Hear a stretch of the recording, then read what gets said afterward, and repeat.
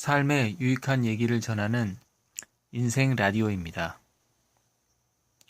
오늘은 제48회 라식, 라섹, 렌즈 삽입술 아는 만큼 알려드립니다입니다. 요즘 들어서 라식 수술 많이 하죠. 치아 교정도 많이 하는 것 같고, 아무튼 저 학교 다닐 때에 비하면 사람들이 많이 투자를 하는 것 같습니다. 사실 저희 누나가 세 분 계신데 두 사람이, 한 사람은 라섹을 했고 한 명은 눈이 너무 나빠서 렌즈 삽입술을 했습니다. 저도 초고도근시입니다. 마이너스 10디옵터입니다. 근데 그냥 안경 쓰고 있습니다. 저는 안검염까지 있어서 그냥 생긴 대로 살기로 했습니다.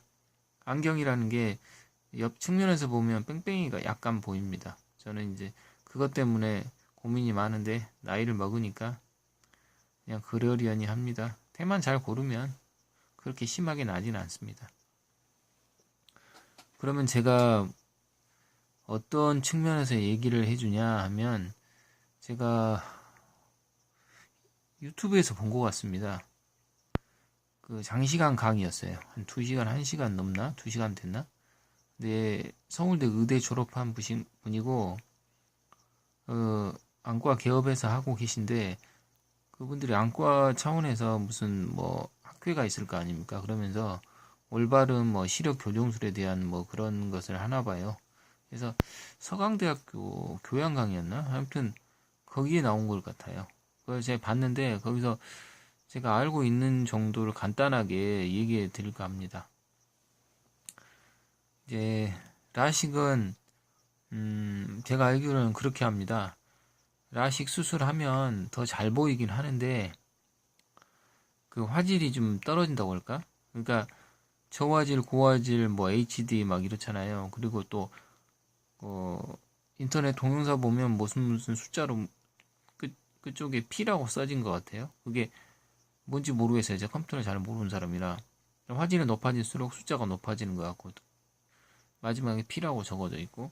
근데 그런 것처럼 제가 알기로는 그 라식을 하면은 잘 보이긴 하는데 그게 약간 떨어진다고 들었습니다. 그건 그 교양 강의하신 의사 선생님이 한 말 아닙니다. 다른 분이 한 말이에요. 그런데 사람들 다 하고 그것에 대해서 문제를 삼지 않는 걸로 보면 우리가 체감하지 못할 정도 근소한 차이 같습니다. 그러면 라섹은 뭐냐? 흔히 이런 말씀 많이 들어보셨을 겁니다. 라식 안 되는 사람은 라섹 하면 된다. 근데 그건 좀 아닌 것 같습니다. 제가 봤을 때. 라섹이라는 게 뭐냐면, 초창기 라섹 했을 때, 이게, 긁은 기계를 위해서 이제 절편을 깎든 뭘 할 거 아닙니까? 제가 잘 몰라서 표현을 못하겠습니다. 근데 그걸 하면 라섹 같은 경우는 라식과 달라서 우리 눈이 이렇게 보호하려고 뭔가를 분비한답니다. 그래서 그 백내장처럼 뿌옇게 되는데, 초기에 그런 부작용이 있어서 그걸 막기 위해 항암제를 연하게 풀어서 뿌리면서 하는데, 그렇게 해서 막는답니다. 근데 이것에 대해서 의사들 중에 이게 괜찮다, 아니면 이게 좀 위험할 수도 있다, 의견이 분분하다고 그 교수님은 말했습니다. 지금도 그렇게 하는지는 모르겠지만, 아무튼 라식 안 되니까 라섹 한다, 그건 모르겠네요. 저 같은 비전문가 입장에서는 항암제까지 아무리 연하게 한다지만 뿌려가면서 할 필요가 있을까, 그런 생각이 듭니다.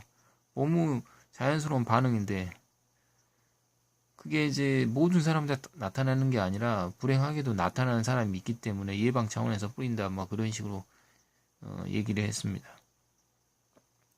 렌즈 삽입술은 무엇이냐? 이것은 초고도근시, 저 같은 인간 같은 경우는, 제가 안과는 안 가봤습니다만 라식이나 라섹은 좀 어렵습니다. 물론 각막이 두꺼우면 가능할 수도 있으나 너무 많이 깎아대니까 회귀할 수가 있습니다. 시력이. 사람은 자기 몸 원 상태로 돌아가려고 하는 성질이 있기 때문입니다. 어떤 사람에 따라서는 2번 하면 된다, 그런 사람도 있는데 그건 제가 잘 모르겠습니다. 렌즈 삽입술은 저희 막내 누나가 있는데 저보다 눈이 더 나쁜 사람입니다. 서울에 전공의를 받는 기망과 병원이란 곳에 있는데 거기서 뭐 잘 된 것 같습니다. 지금까지 별 지장 없는데 시력은 약간 퇴화되는 것 같습니다. 근데 이게 왜 위험하냐면 홍채에 구멍을 뚫는 겁니다. 홍채에. 그걸 안 뚫으면 안압이 높아져서 뚫게 되고 요즘 어디서 보니까 홍채에 구멍 뚫지 않고 하는 렌즈 삽입술도 있답니다. 그리고 이것도 렌즈가 뭐 복잡합니다. 뭐 나눠줘서 그건 잘 모르겠습니다. 아무튼 이게 렌즈 삽입술뿐만 아니라 라식이든 라섹이든 그 눈이 많이 나빴던 사람일수록 많이 깎아냈기 때문에 시력 퇴화도 좀 많이 된다 이렇게 생각하면 됩니다. 저 같은 경우 안경 쓰는 게 안경 벗는 것보다 인물이 다 낫기 때문에 씁니다. 저는 할 생각이 전혀 없습니다. 여러분들 중에서도 이걸 하는 분도 있을 텐데 이게 눈이라는 게 그렇습니다. 정보 한 80% 정도를 받아들이는 거기 때문에 시력을 잃게 되면 어떻게 회복이 안 됩니다. 저희 막내 누나 친구가 선생인데 눈이 그렇게 나쁘지도 않았습니다. 그런데 우리 지역에 있는 안과에 가서 이걸 이제 했는데 한쪽은 제대로 했는데 한쪽은 실수한 거랍니다. 그 의사 표정이 갑자기 바뀌더니 근데 별말 안 했는데 나중에 알게 보니까 그 녹내장이 의심되는 눈은 좀 다르게 해야 되는데 왼쪽 그렇게 해놓고 제대로 해놓고 오른쪽도 관습적으로 똑같이 긁었나 봅니다. 긁었는지 뭐 어쨌는지 그 표현은 잘 모르겠어요. 아무튼 그렇게 돼서 눈물이 하루 종일 나오고 수업을 못할 정도가 되고 녹내장 증상 녹내장인지 아니면 녹내장 비슷한 증상인지 모르겠는데 백화점 같은데 가면 조명이 부시니까 선글라스 써야 되고 극장 가서 들어가자마자 한 1, 2초 지나면 보이지 않습니까? 그거 안 되고 아무튼 그것 때문에 그 해준 병원에서 아무 말이 없어서 다른 개원한 안과에 갔는데 그 사람이 실수로 말해준 겁니다. 원래 의사 선생님에서는 안 가르쳐 주는데 그러니까 이제 라식 하고 이렇게 됐다 그러니까 이제 아무 말 안 해줘서 자기 그 여자의 친척이 의사였는데 그 의사를 통해서 말했답니다. 소송 같은 거 안 걸 테니까 좀 말 좀 해주라 했더니 이건 잘못 긁은 거다. 그래서 서울에 있는 라식, 라섹 뭐 이런 시력 교정술 부작용만 전문적으로 하는 쪽에 의뢰를 해서 검사를 맡았는데 다른 방법이 없고 스트레스 안 받게 해라 뭐 이 정도였답니다. 실제로 그 여성분 어머니는 녹내장이 연세가 드셔서 왔습니다. 그러니까 녹내장 있는 분들은 정말 하지 마십시오. 그냥 녹내장 자체만으로도 심각한데 가족력이 좀 녹내장이 있다고 하니까 조심해야 할 것 같습니다. 그리고 2006년인가 제가 그때 우리 지역에 있는 대학병원 여의사 인턴인지 레지던트인지 모르겠는데 그때 그 교수 추천으로 그 시력 교정술을 했는데 그게 잘못돼서 사실상 거의 실명 수준이었습니다. 안경으로도 회복이 안 되고 그래서 실험실에 있는 약으로 이제 극단적인 방법을 시도했는데 실패한 다음에 농약인지 제초제인지 모르겠지만 그거 먹고 끝내 갔습니다. 가면서 그래도 살 것인데 하면서 후회하고 갔답니다. 아무튼 이게 무서운 거니까 뭐 요즘 광고 많이 하죠. 지하철 뭐 광고도 많이 하고 또 공장형이라고 합니까? 공장형 안과라고 합니까? 싸게 해서 하는데 돌이킬 수 없는 거니까 여러분들 신중하게 생각하십시오. 그리고 혹시 이제 젊으신 분들